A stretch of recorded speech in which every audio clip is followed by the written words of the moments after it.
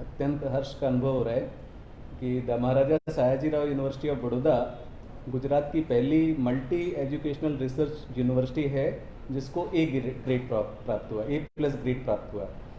ये गुजरात में बाकी जो भी यूनिवर्सिटीज़ हैं वो सारी यूनिवर्सिटीज़ में से किसी को भी ए प्लस ग्रेड प्राप्त नहीं है।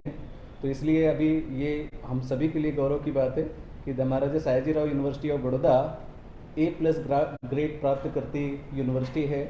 जो कि पूरे गुजरात के लिए गौरव की बात है, बड़ौदा शहर के लिए गौरव की बात है। इसके पीछे मैं जो मूल कारण आपके साथ बताना चाहता हूँ, उसका मूल कारण ये है कि ये पूरा हमारा एक टीम वर्क जो था वो पूरी तरह से काम किया।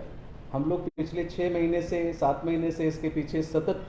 मतलब अभ्यास कर रहे थे, छोटी छोटी चीज़ों पर ध्यान दे रहे थे। लेकिन इस बीच में हम लोगों की जो टीम उभर करके आई, तो उस टीम ने हर एक छोटे से छोटे बिंदु को ध्यान में लेकर के काम किया।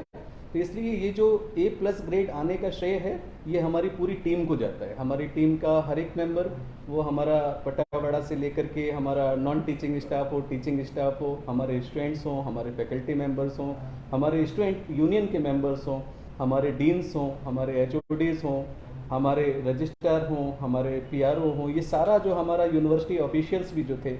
सबके बीच में एक अच्छा समन्वय स्थापित हुआ, सबके बीच में एक अच्छा तालमेल स्थापित हुआ, जिसके तहत हम लोग इस लक्ष्य को प्राप्त करने में सफल हुए। एक और चीज़ जो मैं आपको याद होगी, जब आप लोग फर्स्ट टाइम मैंने ज्वाइन किया था, उस समय आप लोगों ने जब मेरा इंटरव्यू लिया था, तो मैंने एक बात आपको बताई थी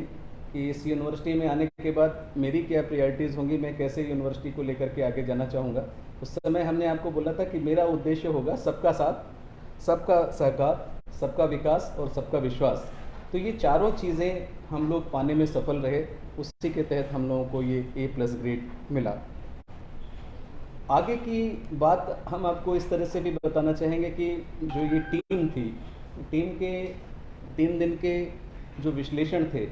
बड़े उन लोगों ने भी माइक्रो लेवल पर विश्लेषण किए। आप लोगों को भी मालूम है, हर एक डिपार्टमेंट में जा कर के, हर एक लैब में जा कर के, कंप्यूटर सेंटर में जा कर के, हमारे यहाँ के यूनिवर्सिटी ऑफिस में जा कर के, अकाउंट ऑफिस में जा कर के, सारे जगह पर जा कर के उन्होंने सारे डॉक्यूमेंट्स चेक किए, बहुत माइन्यूटली चेक किए। लेकिन उसके बाद उनका जो एग्जिट मीटिंग में जो ऑब्जर्वेशंस थे वो भी मैं आपके साथ में साझा करना चाहूँगा, क्योंकि उन लोगों ने क्या हम लोगों को रिमार्क्स दिए, हमारी क्या स्ट्रेंथ है, हमारी क्या वीकनेस है, हमारे लिए क्या आगे अपॉर्चुनिटीज़ हो सकती हैं, आगे आने वाले समय में हमारे लिए क्या चैलेंजेस हो सकते हैं, वो सारे बिंदुओं पर मैं एक एक करके आपके समक्ष रजूआत करना चाहूँगा। उन्होंने सबसे पहला जो हम लोगों का जो स्ट्रेंथ बताया, एमएस यूनिवर्सिटी की ताकत बताया, वो हमारा mixed blend of traditional and job oriented programmes. MS university में जो भी प्रोग्राम्स चल रहे हैं वो मिक्स ब्लेंडिंग मोड पर है और वो पूरी तरह से प्लेसमेंट की दिशा में आगे बढ़ने का एक कदम है।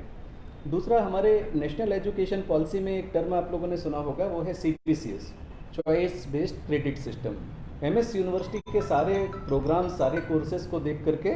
उन्होंने ये रिमार्क दिया कि एमएस यूनिवर्सिटी में अच्छा चॉइस बेस्ड क्रेडिट सिस्टम चल रहा है। इसके अलावा उन लोगों ने ये जो हमारा इंफ्रास्ट्रक्चर है,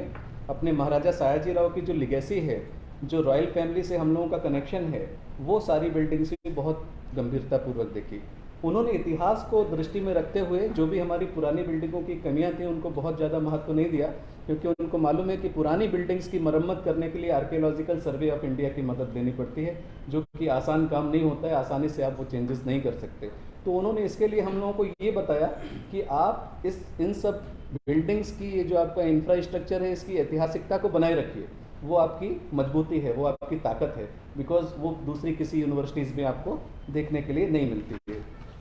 इसके अलावा हमारा जो कल्चरल हेरिटेज है, हमारे जो और भी हमारे मॉन्यूमेंट्स हैं, हमारा आर्कियोलॉजिकल म्यूज़ियम था, हमारा टेक्सटाइल म्यूज़ियम था, जो कि दूसरी किसी यूनिवर्सिटीज़ में देखने के लिए नहीं मिलता। उन्होंने इनको भी एक हमको हेरिटेज की तरह से बताया कि इसको संजो कर रखिए, ये दूसरी किसी विश्वविद्यालय में नहीं देखने के लिए मिलता है, इसलिए आप सभी इसको जैसे भी हो सके संजो करके रखिए और इसका कैसे विकास कर सकते हैं उस दिशा में भी आगे सोचिए।